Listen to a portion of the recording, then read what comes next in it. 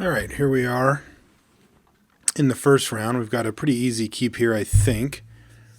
Pair of 4-drops is a little awkward, but I think we can make it work. And yeah, there we go. We find a 3-drop right away.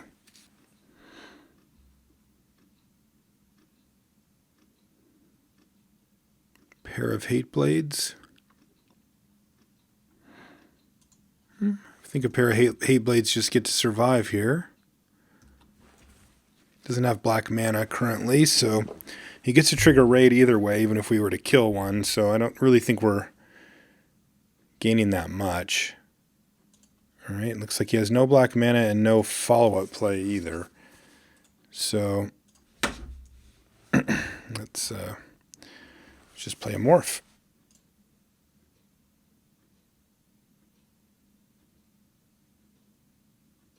He's going to pass the turn back here with no mana once again.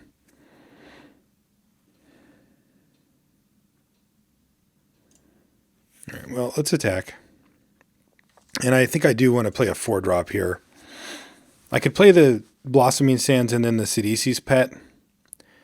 But I think I actually just want to try to pounce on him as much as I can while he's missing land drops. So I'm just going to play my biggest threat possible, which is the Longshot Squad. Put up 5 power and toughness here and just try to blast on this dude. Okay, gain a life, and then yeah, I think we're just gonna impersonate the Longshot Squad here.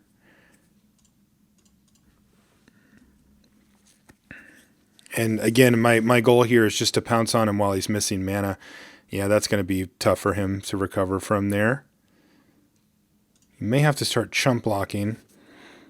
I think I'm fine with that, though.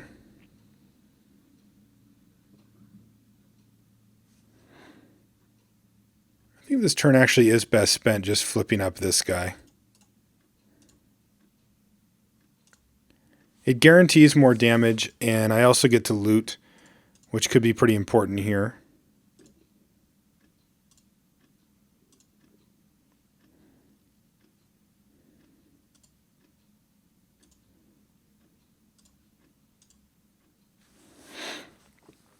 All right, so now he's got 4 mana available, but yeah, he's just in a terrible position. If he taps out, we get to just kill him with Abomination and Dragonscale Boon. If he plays like a morph and then leaves up black, we can just still attack with everything. He's basically got to tap mana here, so he's just in a terrible position. Bloodfire Expert, sure. Yeah, so we just kill him here. There's nothing he can have. Not in this set.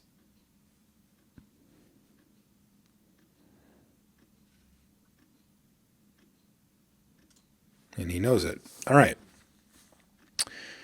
So we're up against Mardu. Is there anything that we want to make sure that we bring in against a Mardu deck? Maybe a Wetland Sandbar or a Highland game. Let's bring the Highland game in. I like that. Let's kill the Clever Impersonator just because it's the hardest thing to cast, and it doesn't really have that much upside against Mardu, which usually will end up, yeah, putting out a bunch of kind of mediocre stuff, like smallish stuff that we don't really want to copy. Yeah, okay. I could see this winning. Death Frenzy should be very good against him, and our Sidisi's Pet and our Mer-Ek Nightblade both survive it, so I like that.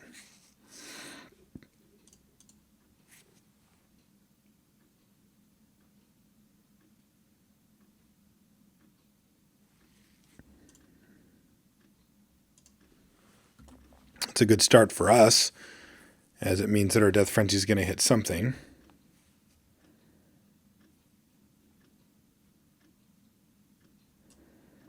Two somethings. The question is, how alive are we going to be by the time that happens? I think we'll be okay.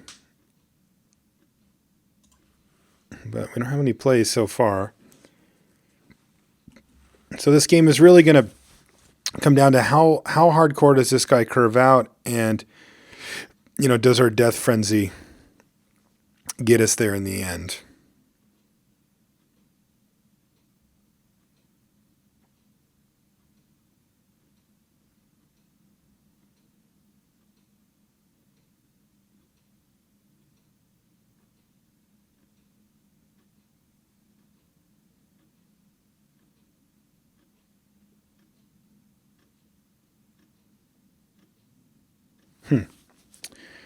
So the tap land really punishing him there, which is pretty great.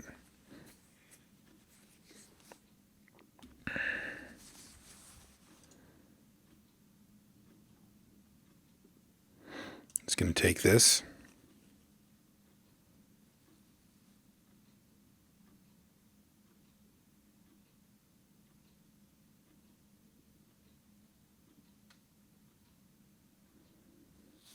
He's got Ghost Fireblade. Well, I guess I can be happy that he decided to play it post-combat, but that is going to be a major issue, as he'll probably just go ahead and equip it up here. All right, well, if he's going to do that, let's get the Nightblade down here.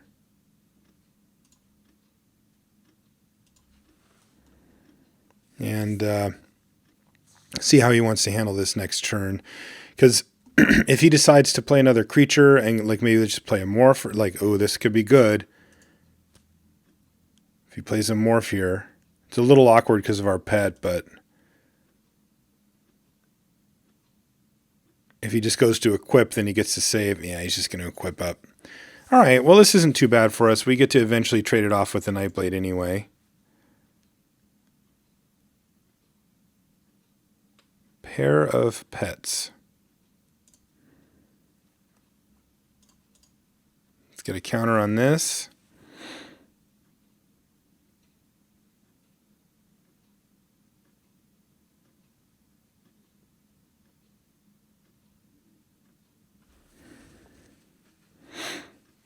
Definitely going to take another hit from that thing.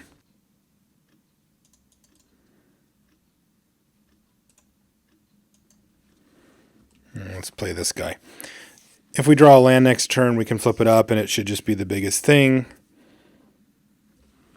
I'll trade this for a Hateblade, no problem.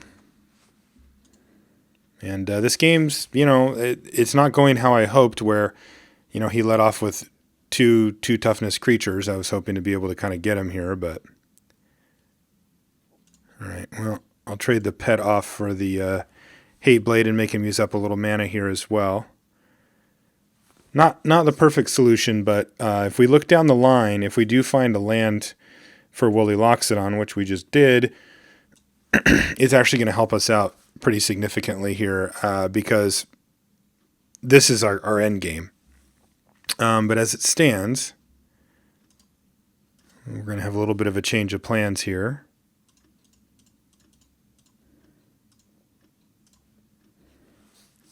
Because we're doing this.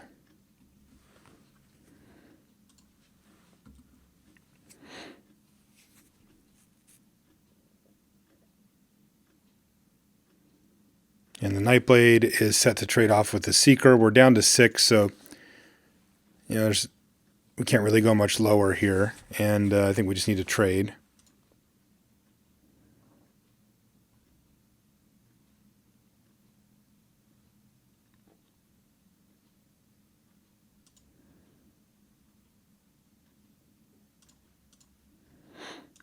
If he's got like Feat of Resistance, he can trade it for our guy. All right, he does. And I think that that's like the right play from his end, but it also isn't really that bad for us.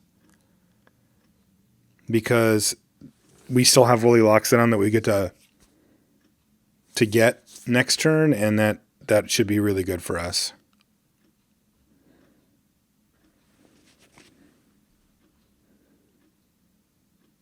One, two, three, four, five, six. Yeah, I think we just ship here, or just pass a turn here.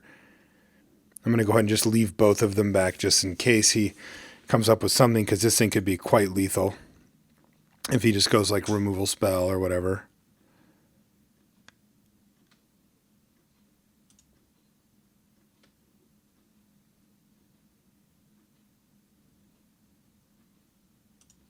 All right, well, let's block here. If he's got another one, it turns out pretty bad for us, but we are drawing a card off the deal.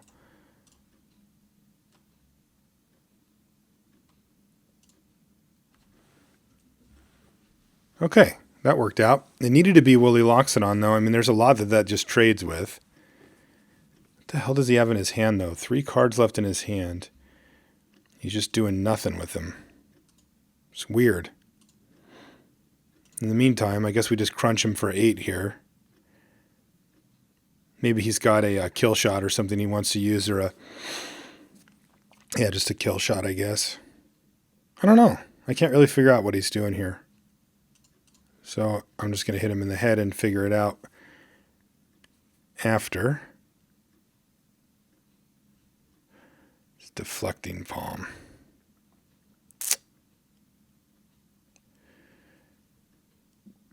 Okay, so he's going to deflect this, and I don't actually know how this works, but I'm going to flip this up, and I'm going to hope to draw a Throttle, but if not, I'm hoping that the lifelink happens at the same time or whatever, and that I will actually just go to 1. Oh, come on, really? Wait, he's killing the Loxodon?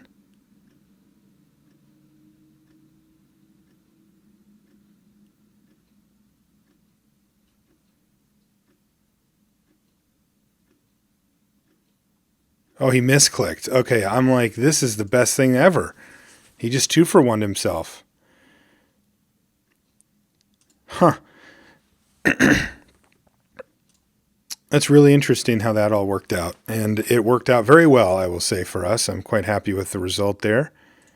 Let's cast this guy face down and get the Highland game out. So basically what happened is we actually don't get to know the answer. I think we survived that. I think we end up at 7, at 1.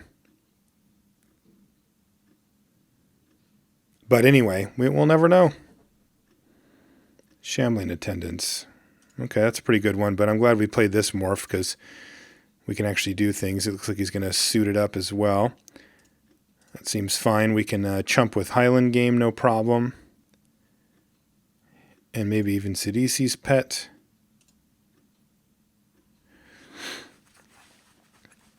I actually just feel like flipping this face up, though. Getting our card out of the deal. And beating him down. He's at 22. We've got a long way to go here, and we're going to be able to start deploying like tons of threats per turn. But I want to make sure that like this Abzan guide is not doing anything right now. So let's get rid of it. And Disdainful Stroke's probably a really good draw.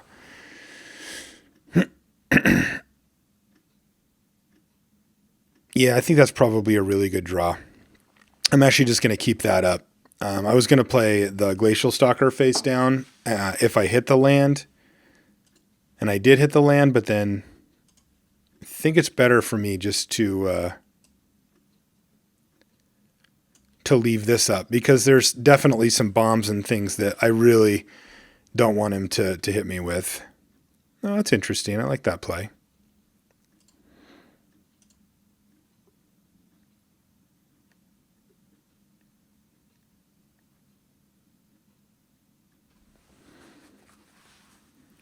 I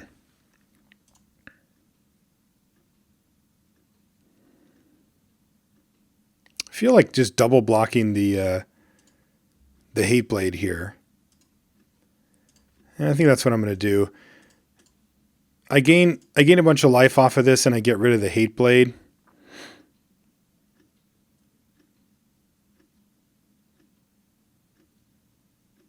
And my assumption here is that since I have secret plans and a morph going, that I will be able to outpace him as far as cards go.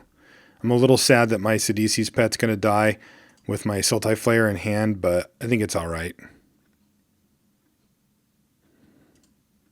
Okay, so we don't take any damage that turn. And we get to keep chipping away with this thing. This is an issue, though. We need to find, I don't know what, something. So let's attack here.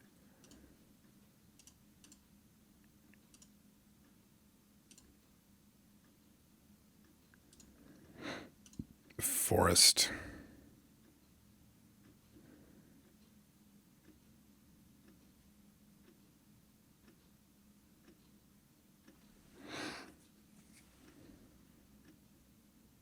8 mana right now. I can get rid of the forest, I guess.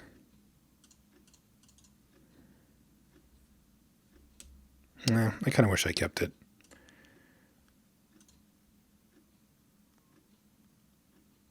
Because I want to keep up Disdainful Stroke still.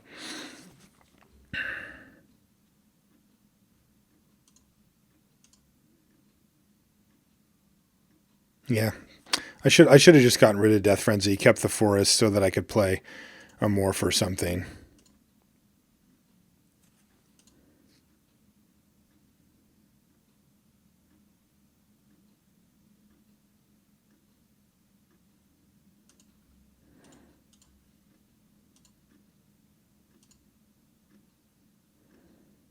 Get my life total up a little higher here. Just lets me take a hit from that thing and keep the cards flowing.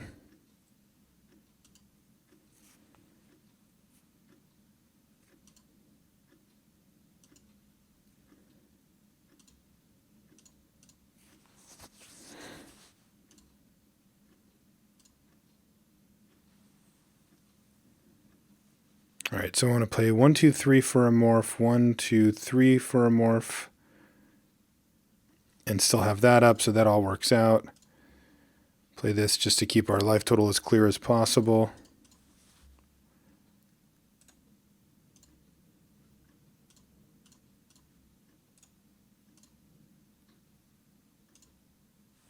There we go. Now we can kill him in 2 turns. He hits us for 5, but we can hit back for 7 now.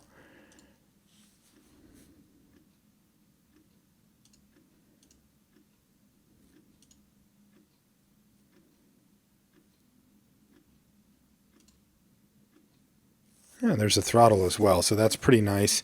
Doesn't do as much with the Ghostfire Blade already up, but it's decent.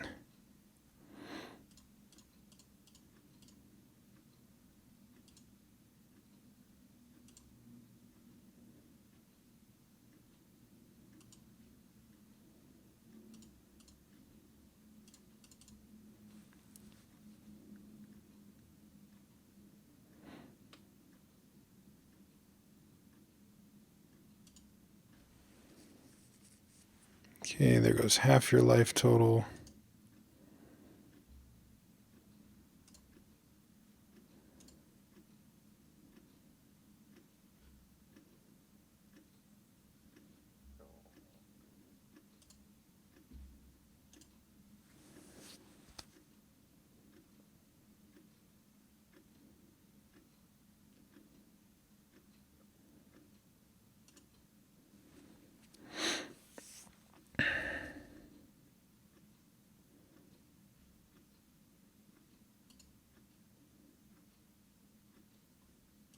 It's going to chump block here. All right, he's had enough. I like that. Oh, there's injury plus throttle. That still doesn't do it, does it? 4, 5, 6. No, but I mean, it does effectively get the job done. I can get him to 1 here.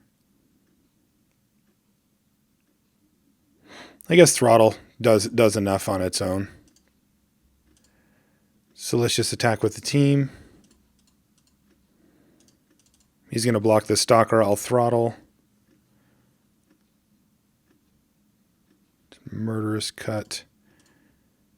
Stroke that.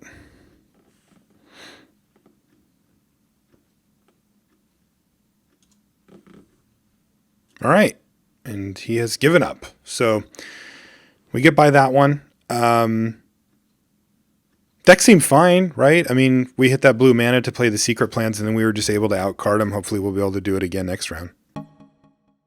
Thank you for watching Drafting with Marshall. If you haven't subscribed to Gathering Magic, you can do so to receive news of upcoming videos and discover more content.